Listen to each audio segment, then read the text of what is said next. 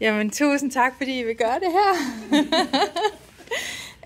Jeg har jo lidt spørgsmål til jer, og så må I jo gerne bare snakke indbyrdes. Det første spørgsmål, jeg egentlig vil stille jer, det er, hvad er den største forandring, den moderne vølve har givet jer?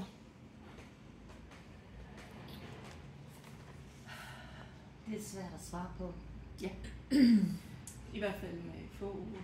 Du må godt bruge mange år. Altså, det har jo gjort rigtig meget. Og synes jeg, det har givet en ro. Og Ja. en eller anden form for Sammenhæng. sammenhæng. Ja. Men også sådan et eller andet sikkerhed, selvtillid i, at jeg kan rent faktisk godt Ja. det her. Ja. Ja. Uden at være, altså uden at det er sådan noget, hvor man tænker, alt selvtillid, den er der bare. Ja, det er den. nej. Men det har givet helt klart mere. Ja, det har det. Ja. Det har det. Og undervejs, der har vi nemlig også arbejdet både med os selv. Og den balance, jeg tror, jeg bliver ved med ordet balance. Fordi den balance, der lidt falder over tingene, man har et sted at gå hen, man har et sted at... Det er nemlig rigtig balance er faktisk et godt ord, fordi det er ikke sådan, at jamen, der er balance, der er grounding, altså på en eller anden måde, ikke? Altså, Og så udover at have fået et fællesskab, så har vi faktisk også fået et fællesskab. Jeg tror, Malene beskrev det rigtig godt den anden dag med tribe. Ja, har fundet en tribe. Lige Vores præcis. tribe. Ja, lige præcis. Ja. Er der sket nogle forandringer i jeres dagligdag? Ja, sådan. Ja. Ja. Jeg synes, jeg har fået mere energi. Og det har jeg altså af flere årsager. Men jeg tror, jeg har fået et formål. Jeg tror, jeg har fået et formål med nogle af alle de her ting, jeg altid bare har ramt og interesseret mig for. Så jeg har fået et formål. Og det har løftet min energi. Ja. Jeg tror faktisk, jeg vil sige mod os. Ja, fordi det der med, at vi er blevet skubbet ud i, at vi er blevet skubbet ud i, at vi faktisk skal have øvekaniner. Det har gjort, at man lige skulle lidt ud over grænsen på et eller andet, og have taget sig lidt sammen. Yes! Man skulle være lidt modig, ikke? Ja, det skulle man nemlig mange gange. Men også bare det der med, at altså, jeg har jo altid vidst, at jeg var lidt tosset. Ikke? Men nu har jeg rent faktisk fundet nogen, jeg kan være tosset sammen med. Og det lyder måske sådan lidt, men der er en ro i det, en styrke i at vide, at sammen er vi tosset. Ja, men det er okay at være tosset. Ja, det er. Ja. Og at det måske ikke er så tosset. Lige præcis. Ja. Men det har jo også bare gjort, at jeg har kunne gå ud og sige til folk, at det er det her, jeg laver. Ja. Uden at være bange for hvad der sker. Så det har jo ændret meget i min hverdag. Fordi før var det jo sådan lidt, ikke. Nu er det bare sådan, det er den, jeg er. Ja. Det bliver lettere og lettere at være. Ja, det gør det.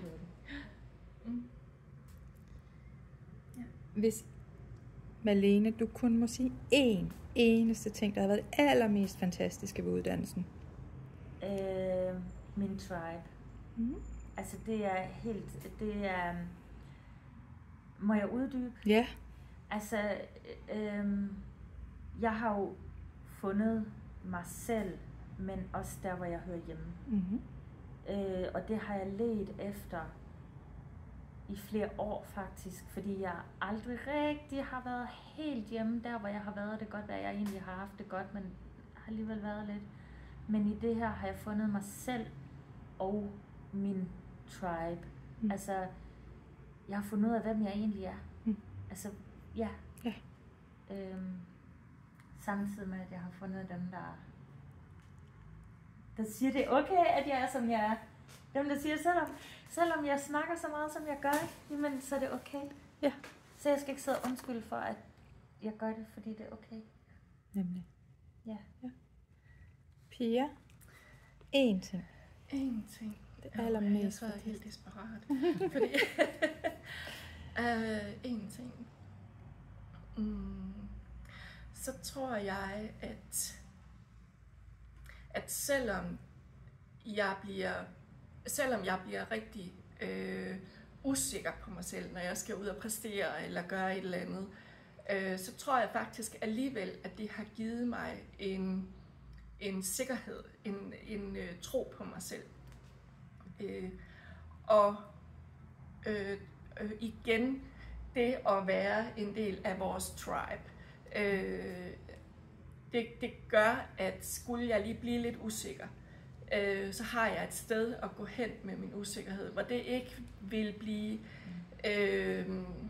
misbrugt, eller altså det er okay. Det er okay at være her med alt, hvad vi er. Så det tror jeg, det har givet mig. Det er den, hvis jeg kun må sige én ting. Ja. Ja. Så fint. Ja. Jamen, Karina, én ting. Én ting, ja. Jamen, jeg sad faktisk og lyttede lidt til, og jeg sidder også med, jamen det er, jeg tror, det ord, jeg kommer til én ting at sige, det er faktisk selvtillid. Ja.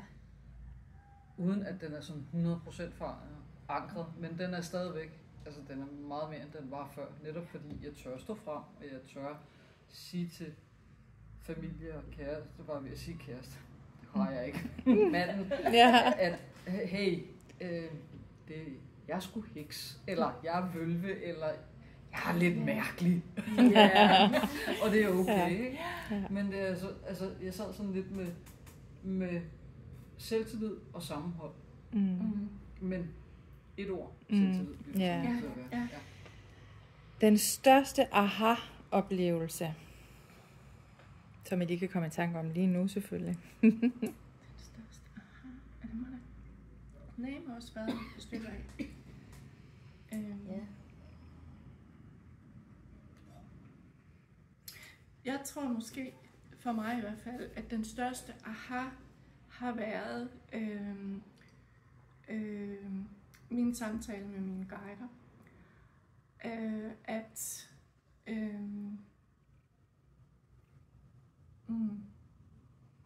Det har været en lang vej at lære at stole, men den der aha, at de har været der, jeg har bare ikke lyttet helt så meget.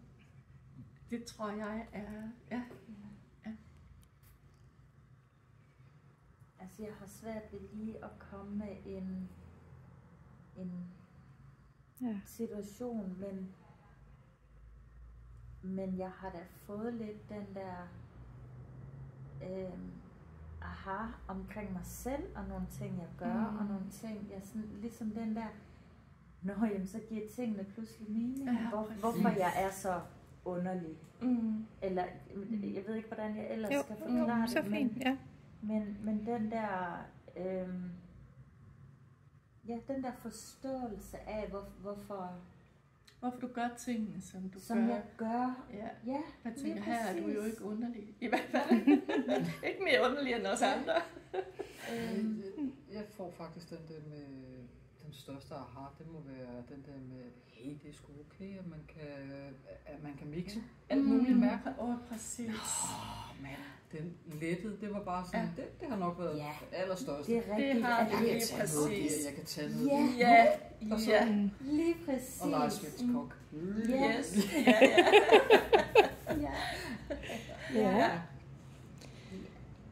Ja, jeg vil bare lige, det der, som du siger med at mixe, også med, jamen det er jo ikke kun med urter og sådan noget, men det der med, jamen så tager vi lidt feng shui, og så tager vi lidt healing, og så tager vi nogle gudinder, så tilsætter vi lidt krystaller, og så tager vi det sammen, og ved du hvad, så laver vi det til vores. Men så bliver det jo vores eget, så selvom vi er så lærer det samme, så ender vi jo ud med et produkt, der er vores, fordi vi mixer det på den måde, så det giver mening for os. Så det er,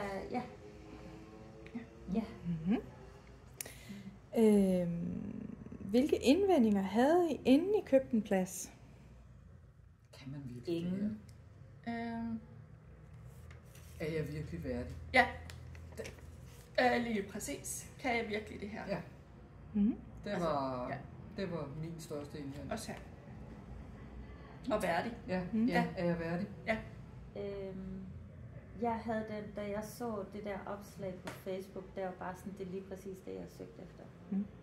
Fordi jeg har prøvet, altså, så var jeg i gang med den spirituelle værktøjskasse og nogle andre ting, og det har jeg virkelig fået meget ud af, det er slet ikke det. Men her, der bliver det hele ligesom kogt sammen, så da jeg læste det der opslag, der var jeg slet ikke et øjeblik i tvivl om, det var det, jeg skulle. Og jeg må ærlig indrømme, jeg tænkte ikke over, om jeg var værdig, fordi jeg var bare sådan, det er det her, jeg vil. Jeg kunne mærke det så kraftigt. Så jeg var faktisk ikke i tvivl. Altså, jeg har manifesteret det. Jamen, det var fuldstændig sådan, jeg havde det. Simpelthen. Jeg har simpelthen i en nymåne, hvor jeg skriver om nymåne med nybegyndelse og ønsker og så videre. Jeg har faktisk skrevet, Jamen, at jeg vil gerne. Og jeg tænkte, what? Jamen, nu sidder jeg her. Ja. Og jeg har det samme, fordi jeg har også en manifesteringsbog, og de ting, jeg har skrevet i, det er det, vi sidder og laver. Ja, præcis. Altså, virkelig. Ja. Hvad er det sjoveste, I har oplevet, ud over sammenholdet og samværet og så videre? Hvad det har... Mine guider. Ja. Dine guider. Dine guider. Ej, ja, men jeg er helt med der. Yes. Ja. At de har så meget personlighed. Ja. Det er for sindssygt. De skal opleve. Det skal de nemlig. Ja, den er jeg helt med på. Ja. Og hvad er det mest interessante, som I har tænkt, det var jeg egentlig ikke... Healing? Ja. Healing. Men nej, ja. Husk, der er noget til alt. Jeg sidder også og tænker... Ja, nej. Men healingen er blevet overrasket over. Altså, jeg er også sådan lidt, at man kan slå i krystaller. Ja, også det. Ja, man kunne få noget ud af rune. Hekserune. Altså, jeg elsker det der charms. Ja, det skal jeg altså have undersøgt lidt mere, at man kan det. Ja. Altså de her... Og totalt inspireret af Mette, vores søster, medunderviser, som faktisk kom og fortalte, at hey, hun havde prøvet at spå i laurbærblad.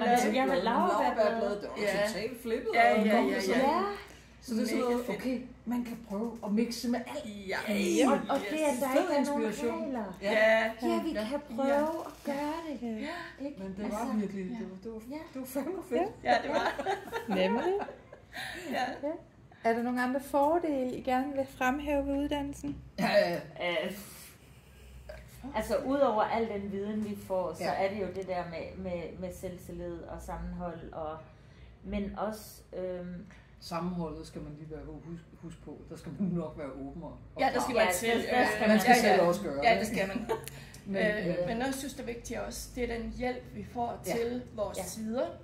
Til opslag, altså hjælpe på vej der, få det der... Ja, og ugenlig kommer der lige sådan et lille løft der. Det har betydet utrolig meget. De 2 damer. Yes. Og de 2 damer, det er Britta og Mette. Ja, det er så. Bare lige for lige at huske at understrege. Ja. Og de der samtaler. Jo, det er også en guide. Ja, og de ugenlige samtaler, vi har haft. Altså, det er et løft. Hvad var spørgsmålet? Ja. Om der var andre fordele eller noget, vi fremhæver ved uddannelsen, Nå, det er jo bare, hvad vi får, det der. Hvad der er fordele? Jamen, der er jo, altså det jeg siger, det er en ting, fordi når man sætter den der uddannelse, så tænker man, okay, jeg lærer det her, jeg lærer det her, jeg lærer det her, jeg lærer det her. Men det, jeg har fået ud af uddannelsen, som det lyder som om I også har, det er jo alt det, der ligger imellem. Alt det, man ikke kan lære ved at tage et enkelt kursus. Yes. Fordi her, der bliver det hele smeltet sammen. Så du lærer ikke kun at hele, du lærer ikke kun clairvoyance, du lærer ikke kun feng shui. Nej, det bliver mixet sammen. Ja. Og hvad var det, han sagde til? Han blev overrasket over, at når du healede, så du rent faktisk ting. Ja. Men det er jo fordi, vi lærer det på en anden måde. Vi lærer det på en måde, hvor det hænger sammen. Hvor det er en helhed. Det er ikke bare én ting og én ting, som vi så mixer. Nej, vi får helheden. Så vi kommer rundt om det blandet. Ja, for jeg tænker også, at vi får det i små step. Små irriterende step til at starte med, fordi... Undskyld. Men man sidder med sådan... Ja, præcis. Man sidder der med en lille bid, og så... Ja, der skal jeg bruge det til. Ja. Men når man så sidder det samme... Og når vi så sidder nu, og egentlig sådan, det er ret vildt at kigge tilbage, og så sige, nå, ja, okay. Men det giver jo så meget mening, at vi får det lidt af gangen, fordi det får det til, at det binder det sammen, og det giver en bund, som gør, at når vi så når til klaverjance, når vi så når til de her ting, jamen så har vi jo en bund, som vi ikke ville have, hvis vi bare tog klaverjance. Som er ret solid, ikke også? Lige præcis. Fordi det er bare naturligt. Det er blevet naturligt, fordi vi får det igen og igen og igen og igen. Indtil vi slet ikke tænker over, at vi får det. Altså, og så bliver det bygget på og bygget på. Så, Det, der så også er fedt, det er, at når vi sidder på vores ugenlige møder, eller det der har været ugenlige møder, at der så ikke er nogen, der er bange for at spørge, hvis der er et eller andet, man sidder og strander i. Ja. Så vi får lige pludselig nogle andre spørgsmål, end dem vi egentlig selv var klar over, og så afleder det noget andet. Yes. Så får vi bare noget ekstra på det også. Ja, det gør vi. Så, Vi har det også så godt, så vi er bare sådan en sæk lopper. Altså, holy moly, at holde styr på os, ikke? Fordi, Jeg tror, Rita er taknemmelig over. Jeg tror, Rita er taknemmelig over, at vi ikke er 6 eller 8 på det her. Ja, præcis. Altså, der må jeg også sige, når vi har haft vores fysiske weekend, og så har det været rart nok, at vi ikke har været mere end de her 4-5 stykker. Så, Er der noget, vi vil tilføje lige inden jeg afslutter her? Hvis du er i tvivl, se at komme i gang. Lige præcis. Lige præcis. Ja. Men jeg vil også sige, at man skal være åben og imødekommende, og du skal også give dig selv. Ja. Og tålmodig. Og lave øvelserne. Ja. Yes. Men også give lidt af dig selv, fordi så får man 10 folk tilbage. Nemlig. Ja. Jamen, tak fordi I lige var modige nok til det her. Det var så fint. Tak.